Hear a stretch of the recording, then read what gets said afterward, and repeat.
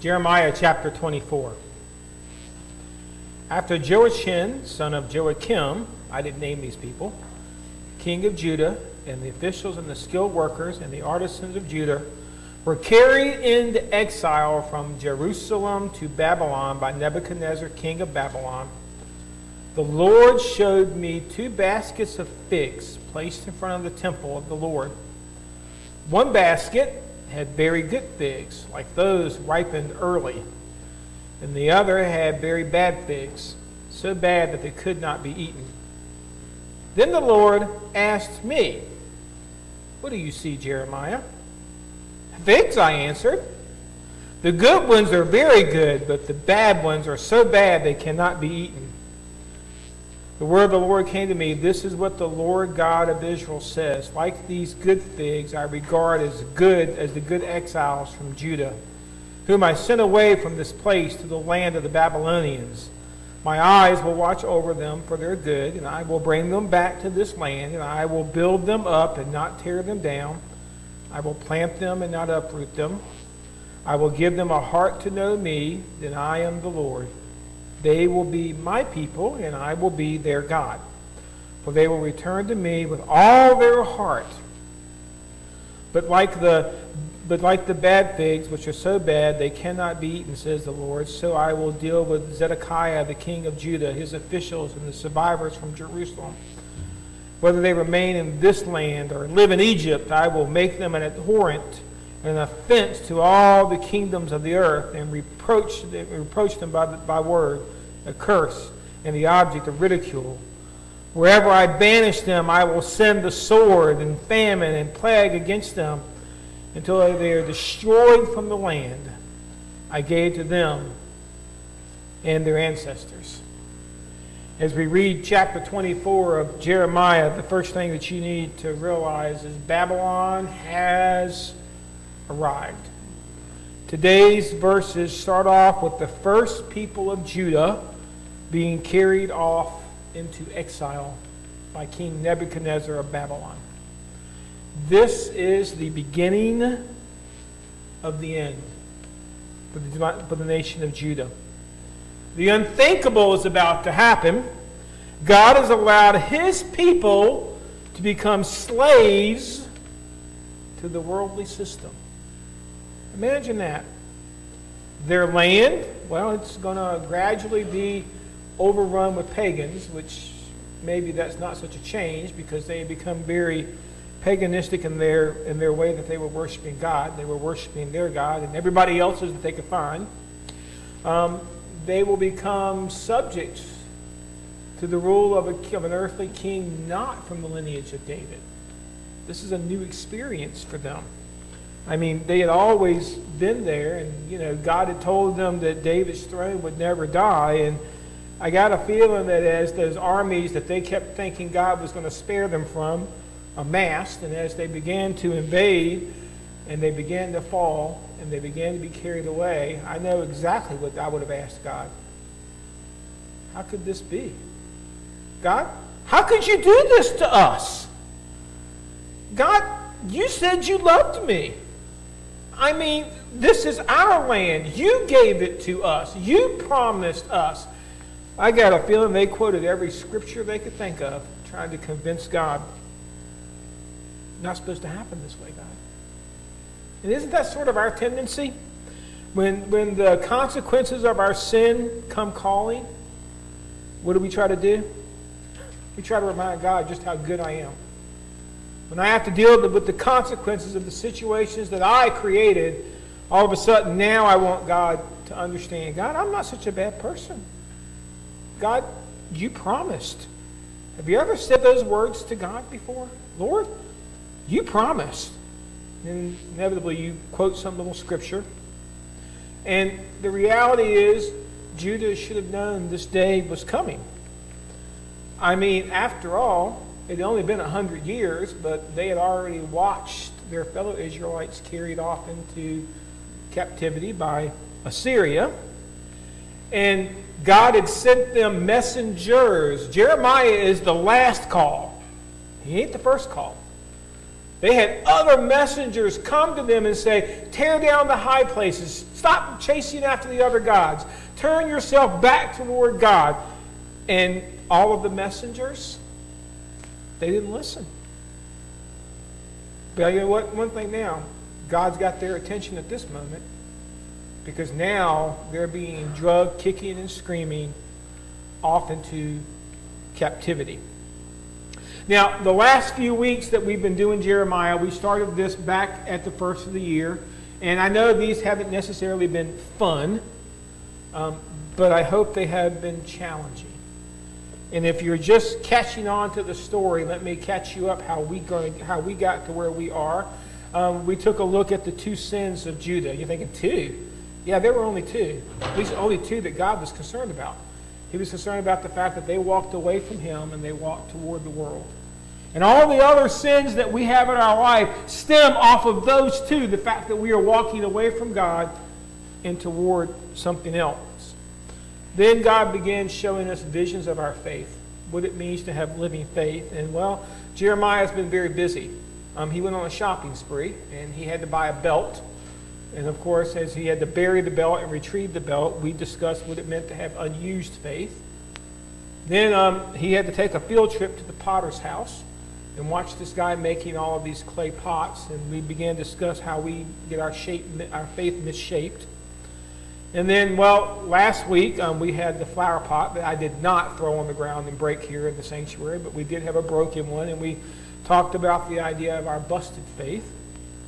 And all of this is bringing us to a point that, what's all this about? I mean, this is depressing. But I have some good news for you. We're only through chapter 24. And Jeremiah is 52 chapters long. And that's good news for us, not so much good news for Israel, because their fall is going to be painstakingly slow. God's not going to just come in and wipe them out. They're going to watch their land nibbled and taken bit by bit, piece by piece, one battle at a time. This section will fall, and then that section will fall, and they're going to be huddled in Jerusalem, and they're just going to watch it all start falling apart. That means the back half of the book of Jeremiah, well, the judgment has arrived, so we're going to stop talking so much about judgment, and God is going to turn his attention to redemption. I mean, we're about to break this vessel into so many pieces that nobody can put it back together. Lord, what's your point? Are you going to abandon us? Well, no. God's not done with Israel.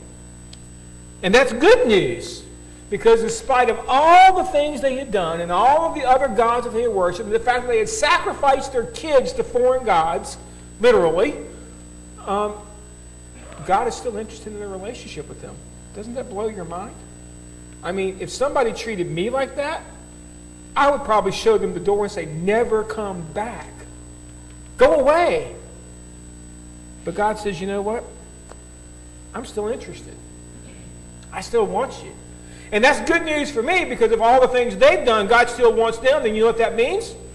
God still wants a relationship with me too.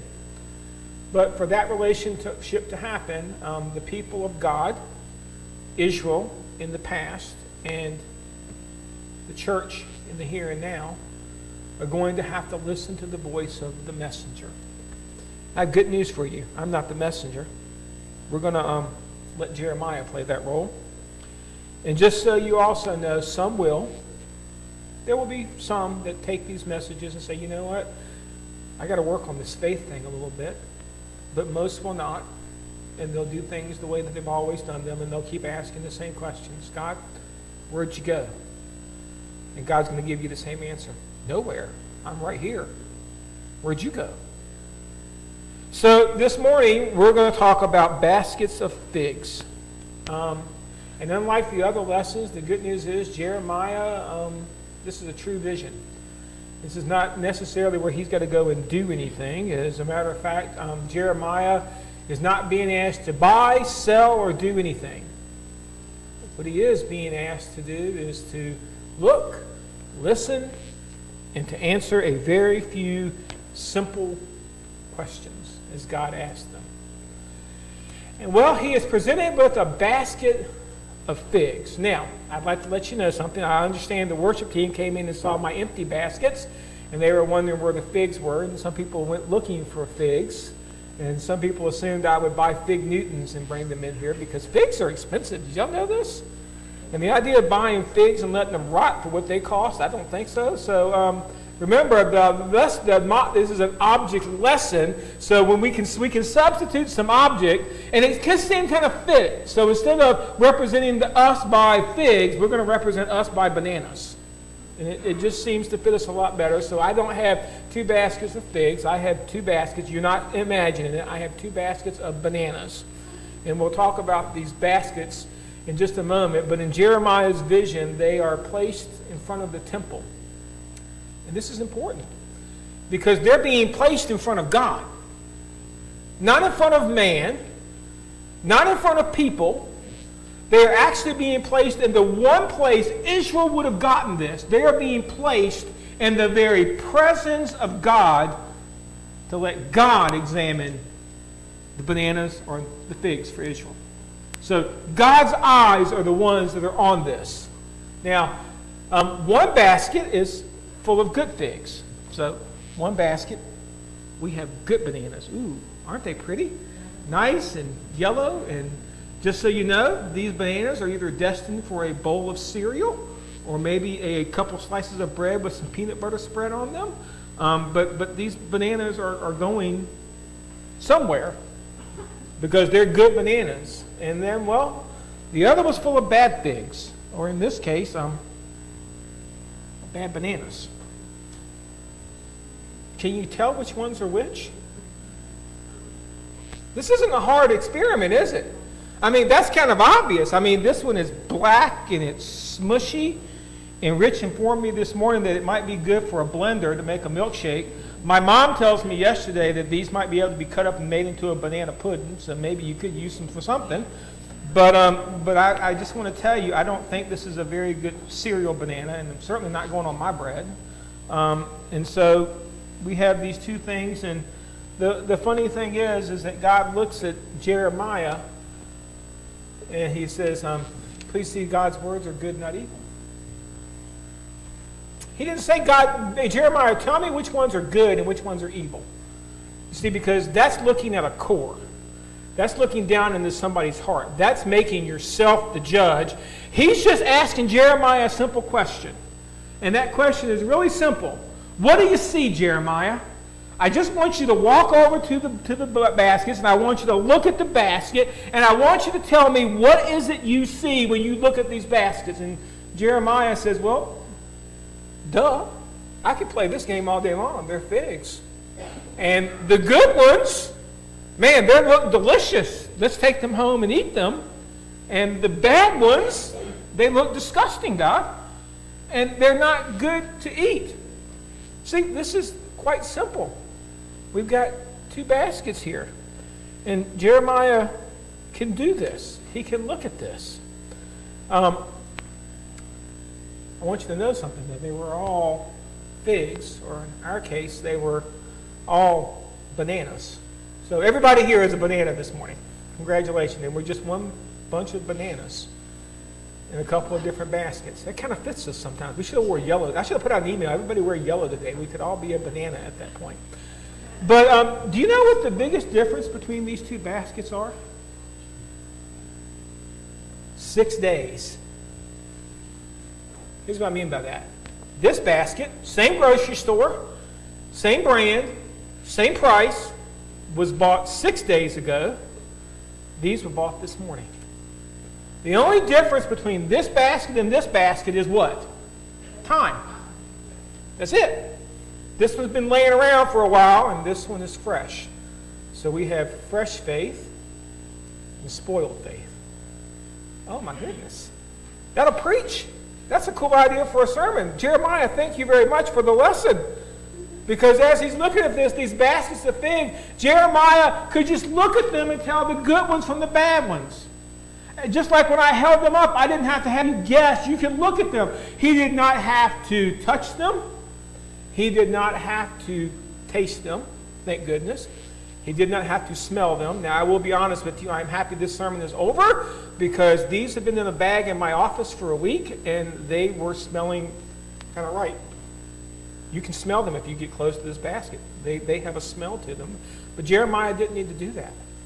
Just by looking at these baskets, Jeremiah could tell there were good ones, and they were very good, and we are told they were ripe and ready. They were ready to be put into use. They were ready to serve. They were ready to do whatever needed to be done with them. You just had to wash them. I don't know, maybe they were already washed. Maybe God washed them already. But they were ready to go. And then he says the bad ones, well, like the belt and the broken vase and the smushed up pot, these are useless. Not good for, okay. I've been told these could be used for something. I guess I should have bought them a week ago and let them get really nice and slimy, and then everybody would have got the point. But they're not useful. They're not something that you, when you went to the store and you were shopping for bananas, which ones would you pick? Would you buy these or these? Duh. Of course, I'm going for the ones that are yellow because bananas are supposed to be yellow. Now here's what I want you to see though. There were no okay ones. No in the middle. I love those Verizon commercials. We get a kick out of them. It's just not okay, it's not good enough. Would you want a surgeon that's okay? Would you want a tax provider, a tax preparer that's just okay? Nothing's supposed to just be okay. What do you want? You want good. You want the best. And it's kind of funny when we begin to talk about our faith, I don't want to be called this because this is rotten. And I'm not sure I want to be called this because this looks perfect. By the way, I made sure of it. Guess what? These nice, delicious looking bananas, there ain't one of them in this bunch is perfect. They all have a few dents and a few scars and a little mark here and there. So they're not perfect. But oftentimes we think about, I can't be perfect, so I can't be in this basket. So I'll just kind of settle for okay. And God says, no. There's only two baskets. You're either in this one or you're in this one. And I don't know that I like that. I like a middle choice, right? I mean, I can be sometimes good and sometimes bad.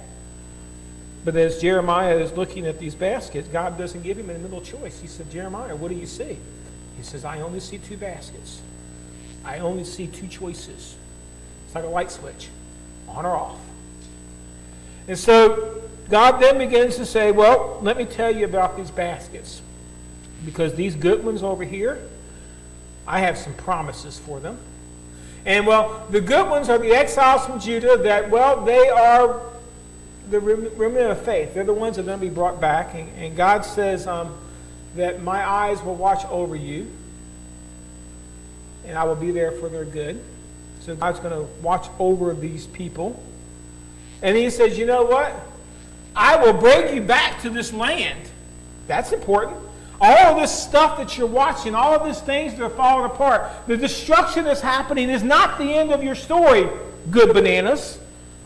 Good bananas, there's another chapter, and I am promising you that when this chapter is done, you're going to have to go through this chapter. There is going to be heartache. You are going to watch your cities fall. You are going to watch your nation crumble. You are going to watch morality go away. You're going to watch all of these things. But bananas, if you will stay faithful to me and you will stay in this basket, I have a promise for you. I'll fix it at the end. It'll all be okay. He tells them, I will build them up and not tear them down. Now, keep in mind what's happening. Right now, they're watching armies come across. And Babylon had a habit. They wanted to make sure you got the point. They were in charge and you weren't. So not only did they conquer your city, not only did they drag you away into exile, before they drug you away, they would put you around the city that you had been defending, and they would burn it to the ground. And they would make you stand and watch and understand just how defeated you were, because they would burn your homes and your places of worship and your places of work and your markets and your fields, and they would burn it all to the ground. And God is saying, but understand, when this is all said and done, I'm here to build you up, not tear you down. God promises them, I will plant them and not uproot them. Well, they are about indeed going to be uprooted because they're going to be drug away to foreign lands. It was another one of those ideas Babylon had, that they would relocate you. Because you know what, as long as you're living in the land where you grew up, then you have some kind of loyalty to the land, and it would cause uprisings. If they put you in a place you didn't care about, then it was much less likely you'd want to fight for that place. So they would uproot you, but God is saying, you know what, in the long run, people, the big picture, I'm not here to rip you up. I'm going to plant you anew. And he tells them, I will give them a heart to know me, and that I am the Lord. Now we're going to get to the inside of the fruit. We're not just going to fix the outside. We're not going to fix the destruction. We're not going to just fix the things that are broken. I'm going to go to this heart, this sin issue. Remember the two sins? The fact that they had lost their heart for God. This ties all the way back to our God box sermon at the beginning of the year. Remember, at the end of last year, remember the church in Ephesus? What was their problem? They had lost their love for Jesus. And he says, when this is all done, I am going to restore a people that have a heart for me. And they will be my people, and I will be their God. That sounds like a bunch of cool promises, right? In the middle of when you're watching your nation get eroded and you're losing territory and you're watching your villages burn and your soldiers killed and all of this is happening, to have God say, yes, it's going to happen. Yes, I see it's happening. But understand, this is not the end of your story. You would probably find great comfort in this. I've never lived in a war-torn, ravaged area before. Well, I have. I've just been a few hundred years late. Because this was an area of war a few hundred years ago, but not now. And so I've never really experienced war on a first-hand basis. I've seen it on television, watched Hollywood. But I imagine when you're living in a war-torn area, those promises really mean something to you. But I do live in a war-torn life, a life that oftentimes I feel is under siege. So I take great promise and focus in those ideas that God doesn't forget about his people. But since there are promises to the good basket, I hate to tell you this, there are also some promises made to the bad pigs. And well, he says, I will deal with Zedekiah, king of Judah, his officials, and the survivors from Jerusalem. I want you to pay close attention to this. Where does God start dealing? At the top. The leaders get held to a higher accountability. So if you're a leader and you're leading people astray, then understand God sees it. And he says, he starts off, I'm going to hold the king, the guy at the top, and then I'm going to hold the officials and the people that should have been looking after this and made sure this never happened. I'm going to hold them accountable, and then I'm going to go work on the hearts of the people, and I'm going to hold the people that walked away from me accountable. Now, ultimately, everybody's accountable for their own actions. But if you take a role of leadership, understand you've taken something very powerful in God's eyes. And God holds you up to a standard, and he says, you know what? You're more accountable. You'll get to the front of the line, but it just may not be the front of the line that you want to be the front of the line at. Because God said, you know what? If you take leadership roles, you're responsible for all those people that I give you to lead. Okay, all the leaders just quit, but that's just the way it works. God says that we're not supposed to seek leadership for the idea of just getting a title. It's always about the people. Then he says, I will make them abhorrent. And I had to go look this up. And then I understood it as soon as I saw the black banana, because what it means is inspiring disgust, loathing, or repugnant. I look at that banana and I don't go, yummy. I go, that's disgusting. And I left it sitting there another week, it'd be even more disgusting because it's not designed to just sit there. It says, I will banish them. That's to send someone away from a country or a place and punish them. Now, there's a big difference in that word. God's not disciplining these people. You know the difference, right? When I discipline someone, my goal is to get you back onto track. This basket has reached the point that God is not disciplining them. The word there he used is punishment. which means that you're going to pay for the crimes that you've committed. He's not trying to rehabilitate these bananas. He is actually punishing Israel for walking away from him. Man, that's a lot. But he's not done. I will send a sword and famine and plagues against them until they are destroyed. God's not going to give up. After he sends them away, he's still not done. He's going to hunt them down to the ends of the earth and make sure they understand, you walked away from me. Somehow I don't think I want to be in this basket. This doesn't sound like a happy place. I mean, maybe you can do whatever you want in that basket, but this basket has an ending point. And the thing is, well, Jesus must have read Jeremiah. I'm sure he did. Maybe he dictated it to him. I don't know. Maybe he's the one that showed him the basket of figs. But he preaches a sermon or tells a story very, very, very similar to this. But this is not to the nation of Israel. This one is to the church. And this is what it reads in Matthew chapter 13, verses 47 through 50. Once again, the kingdom of heaven is like a net that was let down into the lake and caught all kinds of fish. When it was full, the fishermen pulled it up on the shore, and they sat down and collected the good fish in baskets, and threw the bad ones away. This is how it will be at the end of the age. The angels will come and separate the wicked from the righteousness and throw them into a blazing furnace. There will be weeping and gnashing of teeth. Now, when we listen to Jesus tell the story, the first thing you got to pick up on, and I hope your antennas went up because we talked about this, this is a kingdom of heaven parable. And kingdom of heaven does not mean heaven. It does not mean the resting place that I go when I die. We're not talking about heaven. The kingdom of heaven is in the here and now and extends into heaven. He is talking about this is what the church is supposed to look like. This is what the church is supposed to be. This is what the church is supposed to be doing. And so he compared it to a large net that brings in many fish.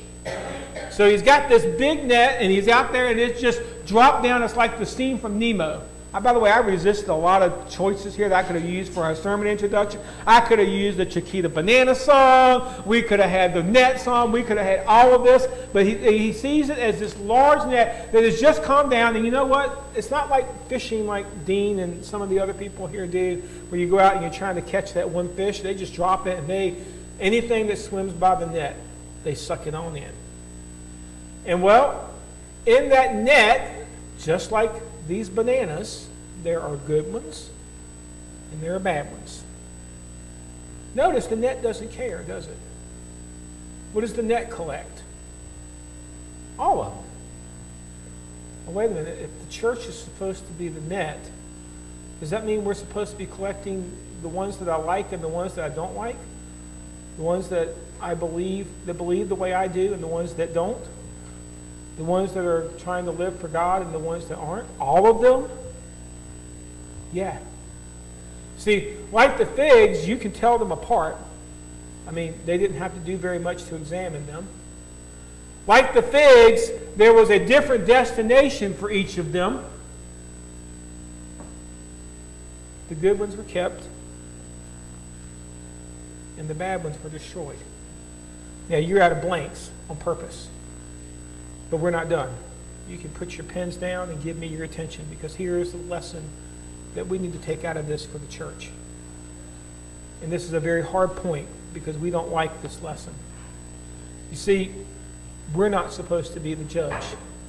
In this wonderful parable that Jesus told, we don't decide who's a bad banana and who's a good banana. We don't get to pick who's the bad fig and who's the good fig. We are not the judge. What did Jesus say? The angels will come and separate the wicked from the righteous.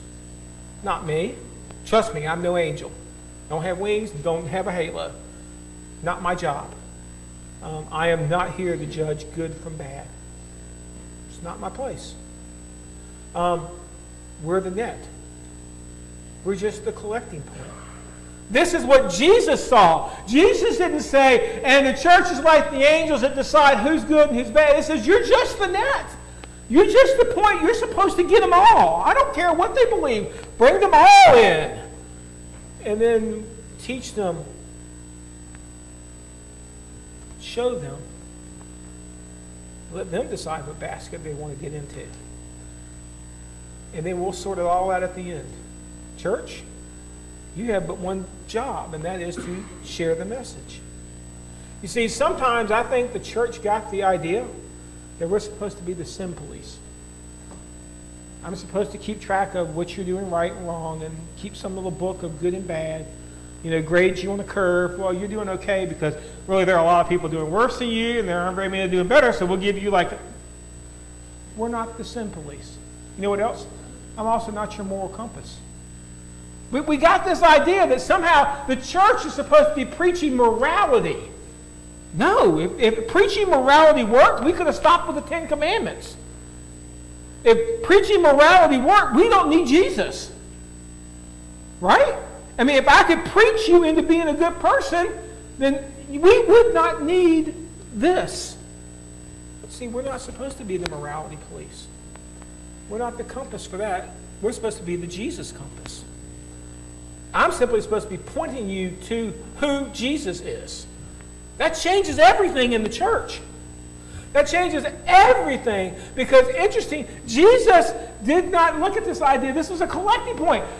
He said, both good and bad are going to end up in the net. We're going to have believer and non-believer sitting in the pews of the church side by side. Go figure that one out.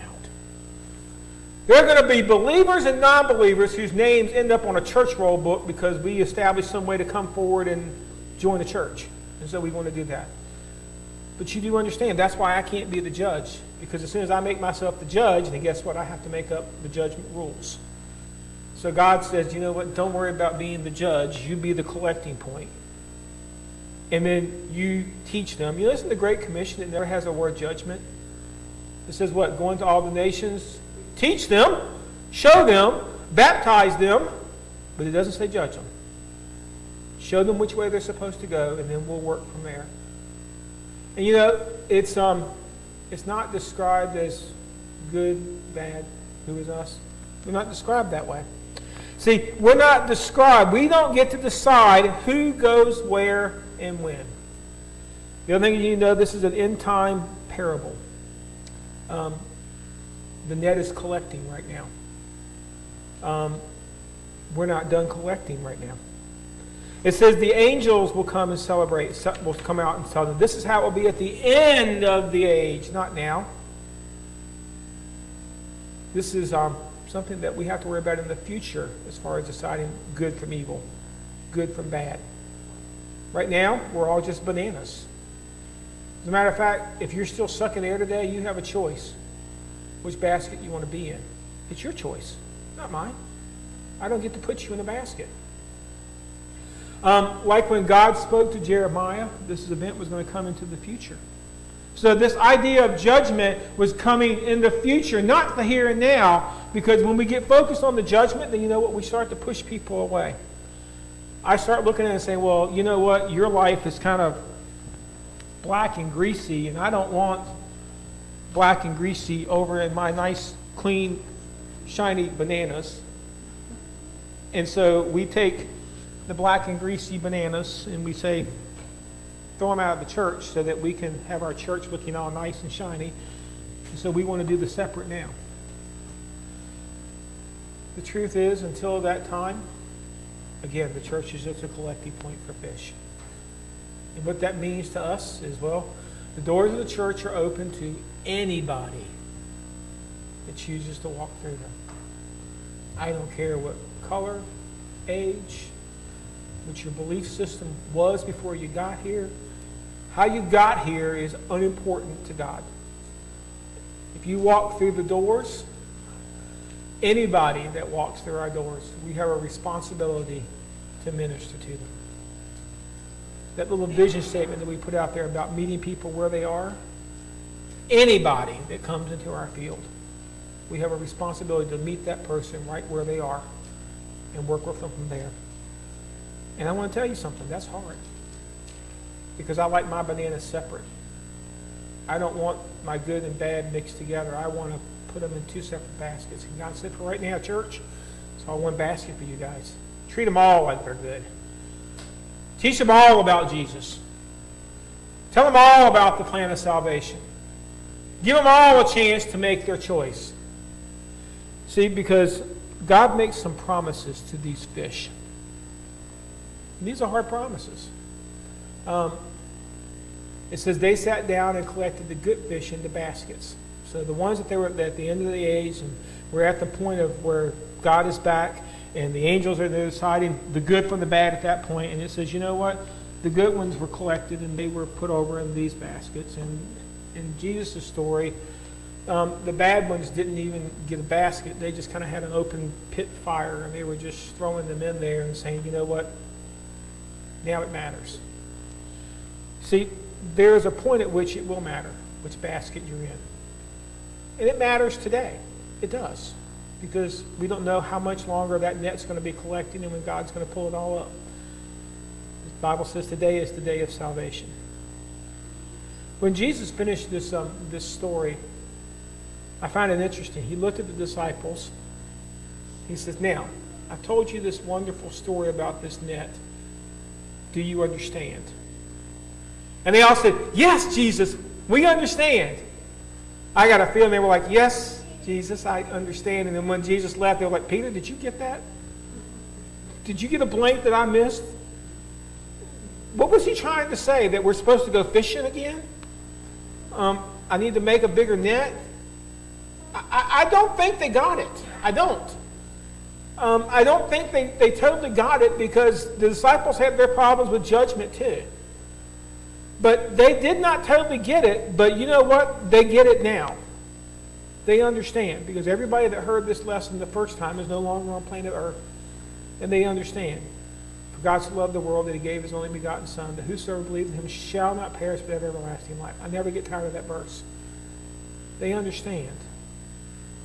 The question is do you understand?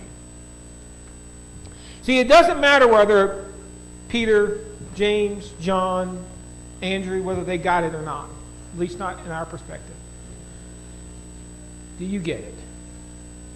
And there's two things that you need to get. Thing number one you need to get. There are indeed two baskets. There is a basket that is, quote, good, and there is a basket that is, quote, bad. I didn't make up the rules of the game. I didn't. I'm just telling you the story as it was told to me. There are indeed two baskets. Now, here's the cool thing. Could I, Barry, ever take this and make it good again and where it would be back over here? If you're waiting for that, you're waiting for a miracle that I don't have the power to do. This is, from my perspective, this is what it is, and I can't make it this. But you know what? I know somebody that can. His name is Jesus. He said, I can take your busted, broken, rotten, warped heart, and I can make this. I can take you out of this basket and into this basket, but you have to choose me. You see, right now we're not choosing baskets, we're choosing path. Are we choosing Jesus or not? So today you have a choice. Which path do you want to follow? To which basket are you going to end up? Your choice. That's lesson number one. If you're here today, you've never accepted Christ, the Bible says today is your day of salvation. Choose a basket. If you already made that decision, then you understand these baskets mean something much different, because what is our goal? Our goal is to get as many of these out of here and put them over here by introducing them to Jesus. I'm not here to tell them that they're sinners. They already got that figured out all by themselves. What I am here to do is to tell them how to overcome the condition, and that is go from this basket to this basket. And that's passing them through the life of Christ. Man, that's a big mission for us, isn't it? That may take me a lifetime to do. Exactly. That's why you're left here. If it was all about ending up in the right basket, you get baptized. God would just take a little string and just jerk you on up to heaven. You'd be done. You're here to use your life to move from one basket to the other. You're here not to judge. You know what? Because we might find some that we think are in this basket and they really are over here. Not my job. I got a simple job. His name is Jesus. So this morning I want to ask yourself, first of all, what basket are you in? Second question, what are you doing to keep as many people out of this basket as you possibly can? Deep questions from the book of Jeremiah.